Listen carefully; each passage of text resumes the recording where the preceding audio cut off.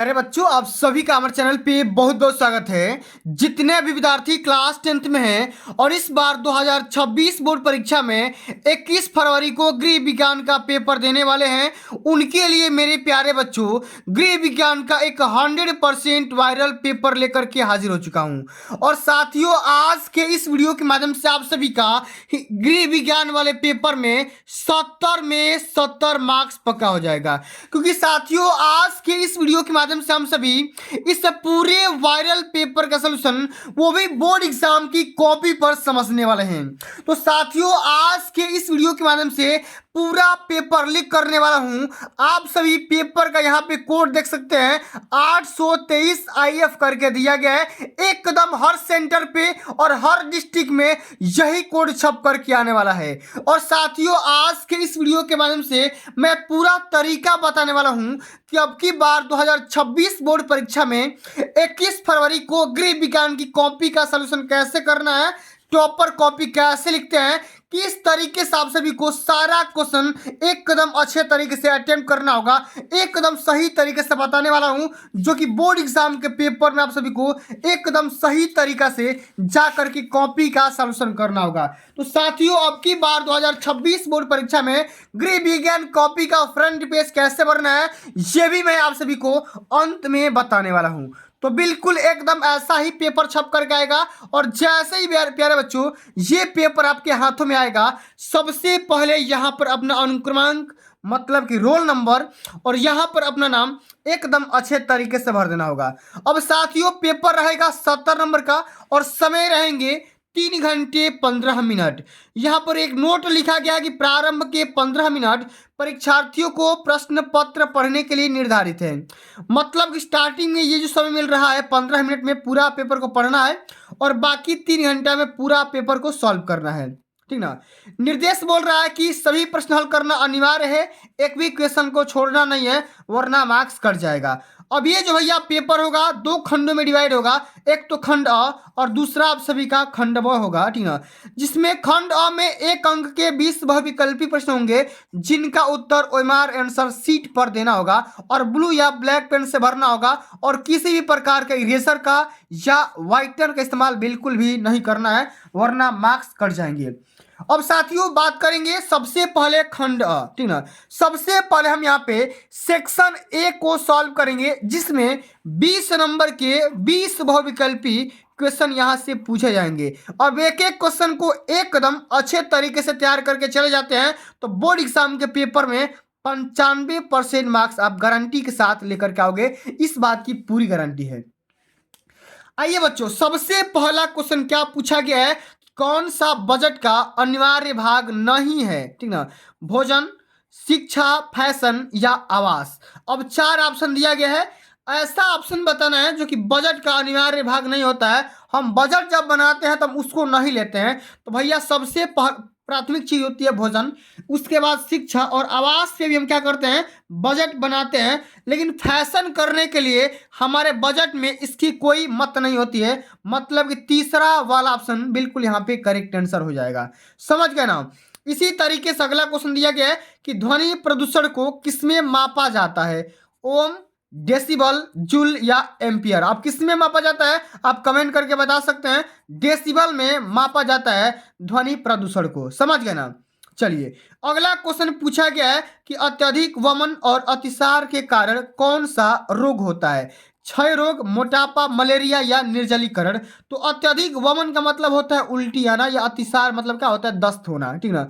अब जब ये रोग हो जाएगा तब के बॉडी में पानी की कमी हो जाएगी, उसी को एक अलग भाषा में बोल रहा है कि निर्जलीकरण हो सकता है। समझ गए ना। चलिए, अगला क्वेश्चन क्या पूछा गया है, एक एक क्वेश्चन और एक एक क्वेश्चन का सलूशन एकदम बोर्ड एग्जाम की कॉपी पर टॉपर की तरह लिख करके बताने वाला हूं कि किस तरीके से कॉपी का सलूशन करोगे, क्या बोर्ड एग्जाम के पेपर में टॉप कर जाओगे। पूरा पेपर सलूशन के साथ में देख लीजिए, एकदम 100% पेपर लीक हो चुका है। एकदम पूरा पेपर लीक हो चुका है। यही पेपर पढ़ करके जाइए, और भी पेपर पढ़ने की आवश्यकता नहीं है। समझ गए ना। चलिए, अगला क्वेश्चन है कि निम्नलिखित में से कौन सा विटामिन जल में घुलनशील होता है, बताइए। Vitamin B, vitamin D, vitamin K या विटामिन ए। तो जल में घुलनशील विटामिन कौन सा होता है, वो होता है विटामिन बी, या विटामिन बी कॉम्प्लेक्स भी कभी कभी पूछ देता है। कॉम्प्लेक्स भी होगा तो भी क्या लगाओगे, कॉम्प्लेक्स लगा करके आ जाओगे, समझ गए।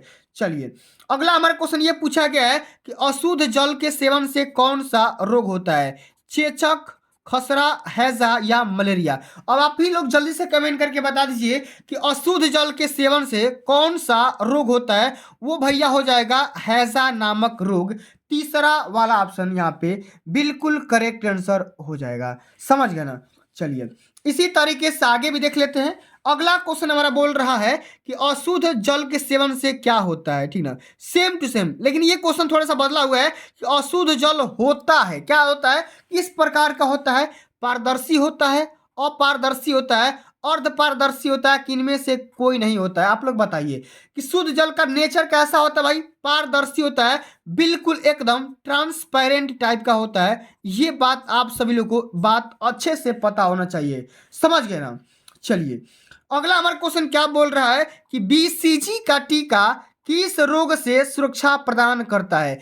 एक कदम स्टार लगाइए, क्वेश्चन जितना बता रहा हूं सभी क्वेश्चन को रट्टा मार लीजिए। अब की बार 95% पार आप ही करोगे, ठीक ना। चलिए, तो बीसीजी का टीका किस रोग से सुरक्षा प्रदान करता है, क्षय रोग, हैजा, टिटनेस या कुकर खांसी। क्या हो जाएगा, क्षय रोग, मतलब कि जो भी आपका टीबी वगैरह होता है ना, उसमें क्या करता है, बीसीजी का टीका लगवाया जाता है।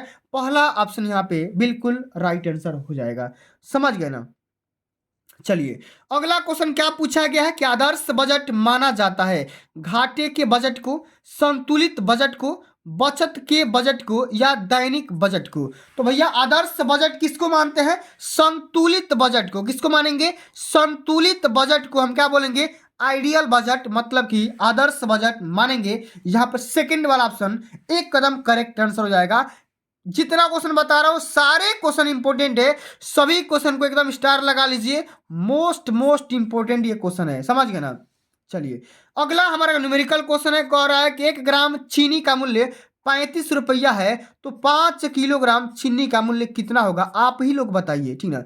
कितना हो जाएगा, 35 में 5 से गुणा कर दोगे 105 रुपया निकल कर, सॉरी यहाँ पे 25 के 5 और 25 15 दू 15 दू 17, यानी कि 175 रुपया निकल करके आ जाएगा। तीसरा वाला ऑप्शन यहाँ पे बिल्कुल यहाँ पे राइट आंसर हो जाएगा, समझ गए ना। अगला हमारा क्वेश्चन दे रखा है कि टिटनेस से बचाव के लिए किसका टीका लगवाना चाहिए। आप लोग बताओ क्या हो जाएगा, एंटीटॉक्सिन, टिटवैक, बीसीजी या इनमें से कोई नहीं। क्या हो जाएगा, टिटनेस से अगर बचना है, ठीक ना, तो किसका टीका लगवाना चाहिए, एंटीटॉक्सिन का, ठीक ना। पहला वाला ऑप्शन क्या हो जाएगा, एक कदम करेक्ट आंसर हो जाएगा, समझ गए। चलिए, इसी तरीके से एक और भी यहाँ पे क्वेश्चन है कि नाड़ी की गति प्रति मिनट होती है 72 से 80 बार, 80 से 90, 90 से 100 या 100 से 120। तो नाड़ी की गति 1 मिनट में कितना बार बीप करता है भाई, 72 से लेकर के 80 बार तक बीप करता है। पहला वाला ऑप्शन यहाँ पे बिल्कुल राइट आंसर हो जाएगा। अभी देखते रहिए, पार्ट बी का भी सोल्यूशन देखेंगे, जो कि बोर्ड एग्जाम की कॉपी पर एक एक प्रश्न का सोल्यूशन बताऊंगा। सोल्यूशन के लिए भटकने की कहीं भी आवश्यकता नहीं है, पूरा paper, viral paper, leak paper एकदम सोल्यूशन के साथ बताने वाला हूं, जो कि कोई नहीं बताता है, समझ गए। चलिए, अगला हमारा क्वेश्चन बोल रहा है कि घर पर सिलाई करने से बचत होती है। किसकी बचत होती है, समय की, धन की, कपड़ा की या समय धन कपड़ा, तीनों की। इनमें से सभी इस क्वेश्चन का राइट आंसर हो जाएगा, क्योंकि प्यारे साथियों अगर हम घर पे सिलाई करेंगे तो समय तो बचेगा ही, साथ में धन भी बचेगा और कपड़ा का भी हमारा नुकसान कम हो जाएगा, समझ गए ना। इसी तरीके से एक और क्वेश्चन बोला गया है कि एक सामान्य व्यक्ति के शरीर का तापक्रम कितना डिग्री फ़ारेनहाइट में पूछा है, तो फ़ारेनहाइट में बताना होगा। ये कितना होता है, 98.4 डिग्री फ़ारेनहाइट होता है। तीसरा वाला ऑप्शन की तरफ मुड़ जाना एक कदम बिल्कुल यहाँ पे करेक्ट आंसर हो जाता है। लेकिन मेरे प्यारे बच्चों, कभी कभी अगर ये सेल्सियस में भी पूछ देता है तो कितना बताते, तो 37 डिग्री सेंटीग्रेड बताते। ये बात आप सभी को, दोनों बात एकदम अच्छे तरीके से पता होना चाहिए, ठीक ना। चलिए, अगला हमारा क्वेश्चन बोल रहा है कि सब्जियों को कब धोना चाहिए, काटने के बाद, छीलने के बाद, छीलने से पहले या कभी नहीं। सब्जी को प्यारे साथियों छीलने के जस्ट पहले धुल देना चाहिए। तीसरा वाला ऑप्शन यहाँ पे करेक्ट आंसर हो जाएगा, समझ गए ना। अगला क्वेश्चन क्या बोल रहा है कि लौह तत्वों की कमी से कौन सा रोग हो जाता है आपको बताना होगा। बेरी बेरी, एनीमिया, रिकेट्स या रतौंधी। तो लोहे की कमी से हमारे बॉडी में एनीमिया नामक रोग हो जाता है। दूसरा वाला ऑप्शन यहाँ पे क्या हो जाएगा, करेक्ट आंसर हो जाएगा। समझ गए ना, सेकंड वाला ऑप्शन क्या हो जाएगा, करेक्ट आंसर होगा। इसी तरीके से अगला क्वेश्चन क्या बोल रहा है, जरा ध्यान दीजिएगा कि विटामिन ए का अच्छा स्रोत क्या है। एकदम स्टार लगाइए, एकदम बिल्कुल पेपर में छपने वाला क्वेश्चन है कि विटामिन ए का सबसे अच्छा स्रोत पूछा गया है।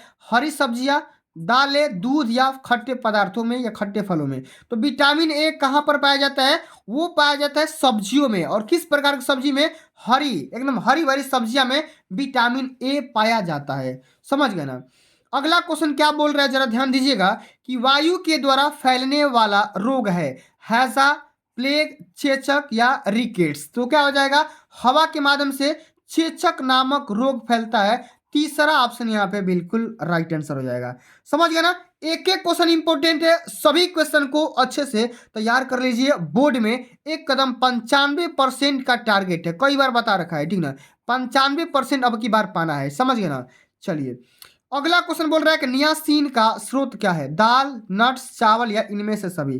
तो नियासिन भैया ये दाल में भी पाया जाता है, नट्स में भी पाया जाता है और चावल में भी पाया जाता है। मतलब कि हम यूं कहें तो चौथा ऑप्शन बिल्कुल यहाँ पे करेक्ट आंसर हो जाएगा। समझ गए ना। अगला हमारा क्वेश्चन दिया गया है कि विश्व शौचालय दिवस कब मनाया जाता है, 19 जून को, 19 जुलाई को, 19 अगस्त को और 19 नवंबर को। तो विश्व शौचालय दिवस, एकदम इसको स्टार लगाइए, ट्रिपल स्टार लगाइए, एकदम दरोगा जी वाला।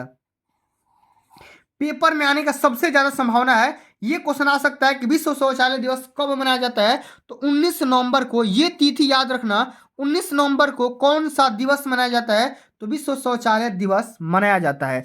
समझ गए ना। चलिए इसी तरीके से एक और भी यहाँ पे बहुविकल्पी में क्वेश्चन पूछा गया है, इसको भी देख लेते हैं आराम से, ठीक ना। चलिए क्वेश्चन बोल रहा है कि क्षय रोग में रोगी का युक्त भोजन होना चाहिए, प्रोटीन युक्त, कार्बोहाइड्रेट युक्त, वसा युक्त या खनिज लवण युक्त।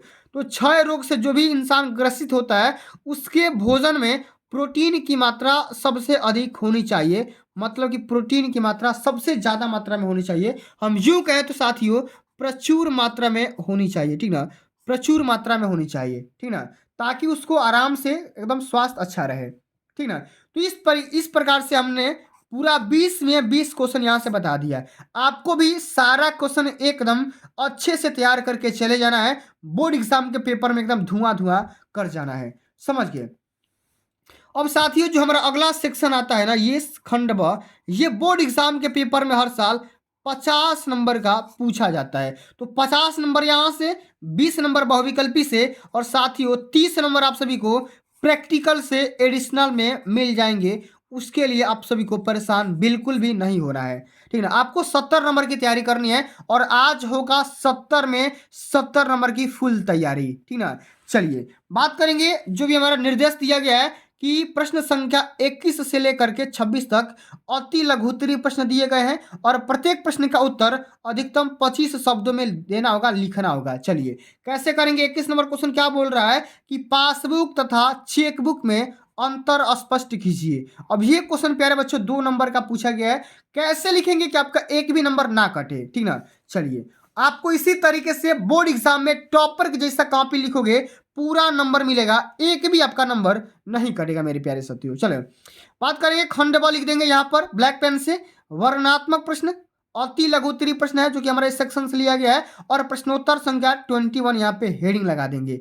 और साथियों आपको एक और हेडिंग लगाना होगा कि पासबुक तथा चेकबुक में अंतर, माने पासबुक में और चेकबुक में क्या अंतर होता है, ये आपको हेडिंग लगाना बहुत ही जरूरी हो जाता है, ठीक ना। और आपको हाशिया खींच करके सारा क्वेश्चन सॉल्व करना है, ठीक ना। और हाशिया की साइड, बाएं साइड में आपको कुछ भी नहीं लिखना है, जो भी कुछ लिखना होगा एकदम दाएं साइड में लिखना होगा। ये छोटी मोटी बातों आपको टॉपर बनाएंगी, ठीक ना। इसमें लिखेंगे कि पासबुक बैंक खाता का रिकॉर्ड मतलब कि जमा निकासी रखती है, जबकि चेकबुक पैसों के भुगतान के लिए चेक लिखने भरने का काम आती है और पासबुक बचत और चेकबुक लेन देन के लिए काम आता है। पासबुक हमारा क्या करता है, बचत खाते के लिए काम होता है, लेकिन चेकबुक क्या करता है भैया, लेन देन के लिए। बिना बैंक पर गए पैसा आप चेकबुक के माध्यम से निकाल सकते हैं। ये छोटी छोटी बातों बातों को एकदम आप सभी को एकदम अच्छे तरीके से पता होना चाहिए। समझ गए ना? चलिए, अगला हमारा क्वेश्चन क्या दे रखा है, जरा ध्यान दीजिएगा। 22 नंबर क्वेश्चन कि बजट बनाने का मुख्य उद्देश्य क्या होता है, इसके बारे में लिखेंगे। 2 नंबर यहाँ से मिल जाएगा, ठीक ना। चलिए, कैसे लिखेंगे? प्रश्नोत्तर संख्या 22 में लिखेंगे कि बजट बनाने का मुख्य उद्देश्य क्या होता है। लिखेंगे इसमें कि बजट बनाने का मुख्य उद्देश्य आय व्यय का प्रबंधन करना, वित्तीय लक्ष्यों को प्राप्त करना, बचत को बढ़ावा देना और अनावश्यक खर्चों से बचना है, ठीक ना। जो भी हम अनर्गल खर्च से करते रहते हैं उससे आपको बचना है, जिसके माध्यम से वित्तीय स्थिरता आती रहे, ठीक ना। इसलिए हम क्या करते हैं, पारिवारिक बजट बनाते हैं, ठीक ना। कि आपके इनकम कितना हो रहा है, खर्च कितना हो रहा है, आप बचा कितना ले पा रहे हैं, इस बात की जानकारी प्राप्त करने के लिए हम क्या करते हैं, बजट बनाते हैं। और साथ ही साथ हम अपने आवश्यकताओं की पूर्ति करने के लिए और अनावश्यक खर्च को बचाने के लिए हम क्या करते हैं, बजट बनाते हैं। समझ गए? इसी तरीके से सारा क्वेश्चन को एक कदम जब अच्छे तरीके से तैयार कर लेंगे तो भैया टॉपर आप ही बनोगे, इस बात की 100% गारंटी है। चलिए, अगला क्वेश्चन यहाँ पे लिखा गया है कि प्रेशर कुकर की उपयोगिता के बारे में आपको स्पष्ट करना है। ये क्वेश्चन 2 नंबर में लिखा गया है, ठीक ना। 2 नंबर में लिखना होगा। कैसे लिखेंगे? प्रश्नोत्तर संख्या 23 लगा देंगे। लिखेंगे कि प्रेशर कुकर की उपयोगिता। इसमें लिखना होगा कि प्रेशर कुकर उच्च दाब और तापमान पर खाना कम समय में और ऊर्जा बचा करके पकाता है। जो भी आपका प्रेशर कुकर होता है वो हाई प्रेशर पे काम करता है और टेम्परेचर भी उसका हाई रहता है, ठीक ना। और जो भी इसका खाना बनेगा बहुत ही कम समय में खाना बन जाएगा और साथ में ऊर्जा भी बच जाएगी। लोहा लकड़ी जो भी हम जला के लकड़ी जला करके बनाते हैं ना खाना, वो बच जाएगा, चाहे हमारा गैस बच जाता है, ठीक ना। जिसके माध्यम से दालें सब्जियां आदि जल्दी गल जाती है और पोषक तत्व भी बचे रहते हैं। इस तरीके से प्रेशर कुकर का हम यूज लिख देंगे, उपयोग लिख देंगे। यहाँ से 2 नंबर हमारा मिल जाएगा। समझ गए ना? अगला क्वेश्चन पूछा गया कि मोच के लक्षण लिखिए। ये भी टॉपिक 2 नंबर में पूछा गया है। कैसे लिखेंगे जरा ध्यान दीजिएगा। प्रश्नोत्तर संख्या 24 लगा देंगे इस तरीके से ब्लैक पेन से। इसमें लिखेंगे मोच के लक्षण। अच्छा, मोच के क्या लक्षण होता है? लिखेंगे कि मोच के लक्षणों में प्रभावित जोड़, जैसे कि, ठीक ना, टखना या कलाई में तेज दर्द, सूजन, लालिमा, गर्मी लगना और चलने फिरने में कठिनाई महसूस होना शामिल हो जाता है। अगर किसी भी अंग में मोच आ जाएगा तो भाई चलने फिरने में कठिनाई आ जाएगी, दर्द भी करेगा, सूजन मतलब कि फूल जाएगा और गर्मी टाइप का आप सभी को महसूस होगा। इतनी सारे लक्षण आप सभी को मोच का ये लक्षण दिखाई देता है। समझ गए ना? चलिए, अगला क्वेश्चन 25 नंबर क्वेश्चन बोल रहा है कि भोजन विषाक्त क्यों हो जाता है, इसके बारे में डिटेल में लिखिए, ठीक ना। भोजन विषाक्त मतलब कि जहरीला क्यों होता है, इसके बारे में लिखना होगा। लिखेंगे कि भोजन बैक्टीरिया, वायरस या अन्य सूक्ष्म जीवों से दूषित होने, ठीक से न पकने या गलने तरीके से रखने या गलत तरीके से रखने के कारण विषाक्त हो जाता है। अगर खुले में रख दोगे उसमें क्या होगी, मधुमक्खियाँ या मक्खियाँ जो भी होती है, कीट पतंग उसमें मिल जाएंगे, वायरस फैला देंगे, तमाम प्रकार की बीमारियाँ हो सकती है, ठीक ना। इसलिए हमारे स्वास्थ्य के लिए हानिकारक हो सकते हैं। इसलिए हम क्या करते हैं, हमारा भोजन जो होता है, भोजन को एकदम अच्छे तरीके से साफ सुथरे जगह पे हम रखते हैं। समझ गए ना? चलिए, अगला क्वेश्चन 26 नंबर क्वेश्चन क्या दे रखा है, जरा ध्यान से समझते हैं। क्वेश्चन दे रखा है कि भूनने और सेकने में क्या अंतर होता है। 2 नंबर में ये क्वेश्चन पूछा गया है कि भूनने किसे कहते हैं और सेकने में क्या अंतर होता है, अंतर बताइए। इसमें लिख देंगे कि भूनने और सेकने में अंतर। पहला लिखेंगे कि भूनना किसे कहते हैं, तो भूनने की प्रक्रिया तेल या घी या वसा में किया जाता है, जैसा कि समोसा। समोसा को हम क्या करेंगे, भूनने का काम करते हैं। ये पहला रीजन हो गया। अब सेकने का क्या होता है, सेकने का मतलब कि बिना तेल या घी के सूखी गर्मी में ओवन या तवे के साथ किया जाता है, जैसे कि रोटी या ब्रेड, ठीक ना। रोटी या ब्रेड जो हम पकाते हैं ये सेकने के माध्यम से हम क्या करते हैं, इसका इस्तेमाल करते हैं। तो भुनना और सेकना क्या होता है, समझ गए ना? चलिए, अब आगे बढ़ जाते हैं। अगला जो हमारा सेक्शन एकदम बदल जाता है, ये आ जाता है लघु उत्तरीय वाला सेक्शन, जो कि 27 से लेकर के 31 तक क्वेश्चन रहेंगे, जो कि 4-4 नंबर के रहने वाले हैं और 50 शब्दों में इसका सॉल्यूशन करना होगा। कम भी होगा तो कोई बात नहीं, लेकिन आपको सटीक शब्दों का इस्तेमाल करना होगा। कॉपी का सॉल्यूशन एक कदम अच्छे से लिखना होगा, पूरा यहाँ से नंबर मिल जाएगा। बात करेंगे 27 नंबर क्वेश्चन, कह रहा है कि आय कितने प्रकार के होते हैं। 4 नंबर की ये क्वेश्चन है। कैसे लिखेंगे जरा ध्यान दीजिएगा। इसमें लिखेंगे प्रश्नोत्तर संख्या 27 में कि आय मुख्य रूप से दो प्रकार के होते हैं। अब कौन कौन सा होते हैं? एक हो जाता है सक्रिय आय और दूसरा हो जाता है निष्क्रिय आय। ठीक ना। सक्रिय आय में लिखेंगे कि जो मेहनत या समय लगा करके मिलती है, जैसे कि नौकरी या व्यवसाय। अगर इस प्रकार से अगर कोई पैसा कमा रहा है, कोई इनकम हो रहा है, उसको हम सक्रिय इनकम या एक्टिव इनकम में बोलेंगे, सक्रिय आय बोलेंगे। अब निष्क्रिय आय क्या होता है? जो बिना ज्यादा मेहनत के मिलती है, जैसे कि किराया हो गया। किराया प्राप्त करने के लिए मेहनत थोड़ी करना पड़ता है, ब्याज मिल गया, निवेश मिल गया, आपको क्या करना होता है? एक बार पैसा लगा दिए और पैसा थोड़ा थोड़ा करके बिना मेहनत का ये मिलता रहता है। तो सक्रिय आय भी समझ गए और निष्क्रिय आय भी समझ गए, कहीं से कोई दिक्कत नहीं है। चलिए बच्चों, जितने भी विद्यार्थी वीडियो को देख पा रहे हैं, एक बार महाकाल का नाम लेकर के वीडियो को आप लोग थम्स अप कर देना, लाइक जरूर कर देना भाई, और चैनल पे नए होंगे तो सब्सक्राइब भी कर लेना, ठीक ना। चलिए सब्सक्राइब कर लेना।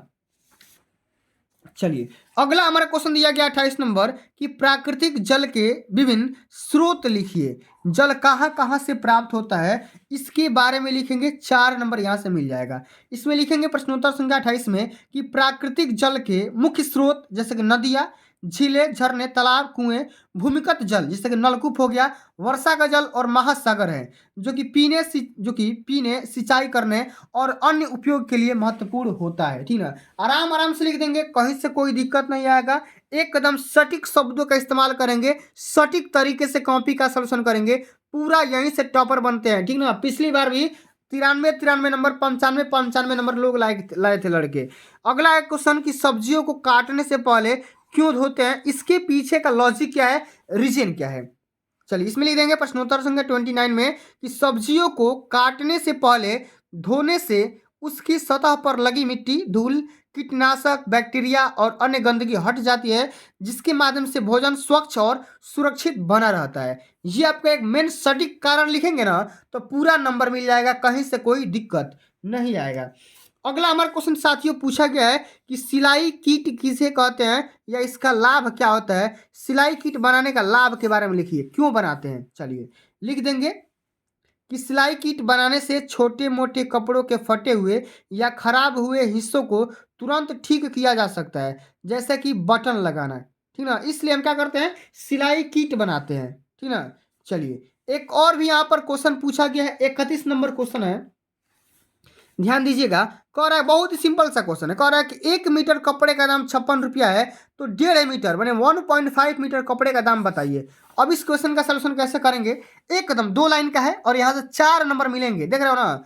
लिख देंगे 1 मीटर कपड़े का दाम चूंकि 56 रुपया है, तो 1.5 मीटर कपड़े का मूल्य निकालने के लिए 56 में हम 1.5 से गुणा कर देंगे, 84 रुपया निकल करके आ जाएगा और यही हमारा आंसर हो जाएगा। समझ गए ना। चलिए अगला क्वेश्चन क्या दिया गया है, दीर्घ उत्तरी वाला सेक्शन है और बहुत ही महत्वपूर्ण ये क्वेश्चन दिया गया है। ठीक ना। चलिए बात करेंगे, जरा इसको मैं थोड़ा सा जूम आउट कर दे रहा हूँ ताकि आप सभी को अच्छा दिखे। चलिए अब प्रश्न संख्या 32 से लेकर के 34 तक दीर्घ उत्तरी प्रश्न होंगे, जो कि विकल्प दिए गए हैं 32 और 33 में, उनमें से केवल एक ही को करना है। दो दो रहेंगे, उनमें से केवल एक को करना है और 100 शब्द में लिखना होगा और हर क्वेश्चन 6 नंबर के रहने वाले हैं। 32 नंबर क्वेश्चन बोल रहा है कि पर्यावरण प्रदूषण का क्या तात्पर्य है, प्रदूषण के मानव जीवन पर पड़ने वाले प्रभाव के बारे में लिखिए और वर्णन भी करना है। ये क्वेश्चन 6 नंबर में पूछा गया है, और नहीं तो अथवा करके दिया गया है, ये करके बताइए कि अपशिष्ट प्रबंधन से आप क्या समझते हैं और कचरे का निस्तारण आप कैसे करेंगी, इसके बारे में आपको लिखना होगा। तो कैसे करेंगे जरा ध्यान दीजिएगा। सबसे पहला क्वेश्चन करेंगे कि पर्यावरण प्रदूषण का अर्थ क्या होता है, तात्पर्य क्या होता है। इसमें लिखेंगे कि पर्यावरण प्रदूषण का अर्थ है कि वायु, जल और मिट्टी के भौतिक, रासायनिक या जैविक गुणों में ऐसा अवांछनीय परिवर्तन जो मानव और अन्य जीवों के लिए हानिकारक हो, प्राकृतिक संतुलन में मानवीय हस्तक्षेप के कारण पर्यावरण दूषित हो जाता है। ठीक ना। इस तरीके से लिख देंगे। इसका प्रभाव लिखना होगा कि हमारे जीवन पे क्या प्रभाव पड़ता है। इसमें लिख देंगे सबसे पहला में स्वास्थ्य पर असर आ जाएगा। क्या लिखेंगे कि प्रदूषित वायु से श्वसन संबंधी रोग जैसे कि अस्थमा, फेफड़े का कैंसर होता है और दूषित जल से हैजा, पेचिस और टाइफाइड जैसी बीमारियां हो सकती है। आराम आराम से लिख देंगे। एक और यहाँ पे लिख देंगे प्रभाव, जो कि शारीरिक क्षमता। इसमें लिखेंगे शोर प्रदूषण से मानसिक तनाव और बहरापन हो सकता है, जबकि मृदा प्रदूषण खाद्य श्रृंखला के माध्यम से शरीर में जहरीले तत्व पहुंचाता है, जहरीले तत्व पहुंचाता है। आराम आराम से लिख देंगे, पूरा यहाँ से नंबर मिल जाएगा। देख रहे हो ना, टॉपर कॉपी बिल्कुल इसी तरीके से सॉल्व करते हैं, लिखते हैं। आपको भी इसी तरीके से कॉपी का सॉल्यूशन करना होगा, पूरा यहाँ से नंबर मिल जाएगा। अगला है क्वेश्चन की पुलिटिक्स की क्या उपयोगिता है। कि दो प्रकार की पुलिटिक्स बनाने की विधि के बारे में लिखना होगा, ठीक ना। नहीं तो ये करके बताइए कि बचत के प्रकार के बारे में लिखिए, ठीक ना। और बैंक में कितने प्रकार के खाते खोले जा सकते हैं, उदाहरण सही समझाइए। ये भी क्वेश्चन 6 नंबर में पूछा गया है। तो आइए बच्चों, हम यहाँ पे लिखेंगे कि बचत कितने प्रकार के होते हैं, ठीक ना। और बैंक में किस प्रकार के खाते खोले जा सकते हैं। लिखेंगे बचत के प्रकार में कि बचत दो प्रकार की होती है, स्वैच्छिक बचत और अनिवार्य बचत, ठीक ना। इसमें लिखेंगे कि अपनी इच्छा के अनुसार अगर हम बचत करेंगे तो उसको स्वैच्छिक बचत कहा जाएगा। लेकिन अनिवार्य बचत मतलब कि जीपीएफ या पेंशन स्कीम से बचत होगी तो उसको हम अनिवार्य बचत के रूप में जाने, समझ गए। अब बैंक खाता कई प्रकार के खोला जा सकता है। इसमें लिखेंगे कि बचत खाता, चालू खाता, सावधि जमा खाता और आवर्ती जमा खाता, ये 4 प्रकार के खाते आराम आराम से खोल सकते हैं। अब एक एक चीज़ के बारे में ध्यान से समझिएगा। बचत खाता क्या होता है, यह आम लोगों के लिए है, जिसमें जमा राशि पर ब्याज मिलता है और पैसा कभी भी निकाला जा सकता है, ये हो गया बचत खाता। चालू खाता क्या होता है, यह व्यापारियों के लिए है, इसमें लेन देन की सीमा नहीं रहती है, परंतु जमा राशि पर ब्याज नहीं मिलता है। जो जमा राशि करेंगे उसमें ब्याज नहीं मिलेगा। अगला है कि सावधि जमा खाता, इसमें लिखेंगे कि एक निश्चित अवधि के लिए पैसा जमा किया जाता है जिस पर ब्याज दर मिलता रहता है, ठीक ना। और एक अंत में लिख देंगे आवर्ती जमा खाता, इसमें हर महीने एक निश्चित राशि जमा की जाती है, ठीक ना। उसको क्या बोलते हैं, आवर्ती जमा खाता बोलेंगे। एक कदम आराम से चारों खाते के नाम लिख देंगे, पूरा यहाँ से एक भी आपका नंबर नहीं कटेगा। अगला हमारा क्वेश्चन क्या पूछा गया साथियों, जरा ध्यान दीजिएगा, ये वाला अस्थिभंग से आप क्या समझते हैं और अस्थिभंग के प्रकार और उपचार का वर्णन करना है, जो कि ये क्वेश्चन 6 नंबर में पूछा गया है। कैसे करेंगे, प्रश्नोत्तर संख्या 34 लगा देंगे। अस्थिभंग की परिभाषा लिखेंगे कि अस्थिभंग का तात्पर्य है कि किसी हड्डी का टूटना या उसमें दरार आ जाना, या किसी दुर्घटना, गिरने या चोट लगने के कारण होता है। आराम से लिख देंगे, पूरा यहाँ से नंबर मिल जाएगा। अब अस्थिभंग कई प्रकार का होता है, साधारण अस्थिभंग, संयुक्त अस्थिभंग और बहुखंडी अस्थिभंग, ये 3 प्रकार के होते हैं। अब तीनों के बारे में समझ लेते हैं कि साधारण अस्थिभंग क्या होता है, इसमें हड्डी टूटती है लेकिन त्वचा के अंदर ही रहती है, ठीक ना, समझ गए। संयुक्त अस्थिभंग में क्या होता है, इसमें हड्डियां टूटकर त्वचा से बाहर निकल जाती है, ये क्या हो गया, संयुक्त अस्थिभंग हो गया। और बहुखंड अस्थिभंग क्या हो गया, हड्डियां कई टुकड़ों में टूट जाती है, उसको बहुखंडी अस्थिभंजन या अस्थिभंग बोलेंगे। इसका ट्रीटमेंट मतलब उपाय क्या करेंगे, उपचार कैसे करेंगे। पहला लिखेंगे घायल अंग को बिल्कुल न हिलाएं और उसे खपची का सहारा देकर के स्थिर करें, ये पहला तरीका हो गया। दूसरा लिखेंगे कि यदि रक्तस्राव हो रहा है तो उसे साफ कपड़े से दबा करके रोक दें, ठीक ना। और तीसरा लिखेंगे कि रोगी को तुरंत नज़दीकी अस्पताल लेकर के जाएंगे ताकि डॉक्टर प्लास्टर या सर्जरी कर सकेगा। इस तरीके से मेरे प्यारे साथियों, आपको एक कदम अच्छे तरीके से कॉपी का सॉल्यूशन करना है। मैंने पूरा पेपर एक कदम अच्छे तरीके से समझा दिया। अब साथियों, बोर्ड एग्जाम के पेपर में आपको एक कदम अच्छे सीख जा, इसका क्या करना होगा, फ्रंट पेज भी भरना होगा, रोल नंबर अंकों में भरना होगा, फिर उसी को शब्दों में दहला के नहीं 1 2 3 4 5 इस तरीके से उसका नाम लिख देना होगा। विषय में गृह विज्ञान, प्रश्न पत्र में केवल और अंकित संकेतांक जो भी आपका कोड होता है ना, ये वाला कोड यहाँ पे भर देना होगा 823 IF करके। परीक्षा का दिन यहाँ पे भर देना, परीक्षा की तिथि को पाली भर देना, और सेंटर का नाम आपके एडमिट कार्ड पर दिया जा चुका है, वो सब चीज़ें एकदम अच्छे तरीके से भर देंगे, पूरा यहाँ से नंबर मिल जाएगा, एक भी आपका नंबर नहीं कटेगा। देख रहे हो ना, इसी तरीके से मक्खन के जैसा कहाँ पे लिखोगे, मक्खन के जैसा नंबर मिलेगा आप सभी को, पूरा एकदम 70 में 70 लोग पाते हैं, समझ गए। तो चलिए बच्चों, आज के लिए बस इतना ही। अगर ये वीडियो आप सभी को अच्छी लगी होगी तो वीडियो को मेरे प्यारे बच्चों लाइक कर देना, जितना हो सकेगा वीडियो को आप लोग शेयर कर देना। चैनल पे पहली बार विजिट कर रहे हो तो चैनल को सब्सक्राइब वगैरह भी कर देना। और भी वीडियो और भी अन्य विषय में वीडियो चाहिए तो आप लोग कमेंट करके अपना राय जरूर दीजिएगा, ठीक ना। चलिए बच्चों, मिलते हैं अगली वीडियो में, तब तक के लिए जय हिंद, जय भारत, वंदे मातरम।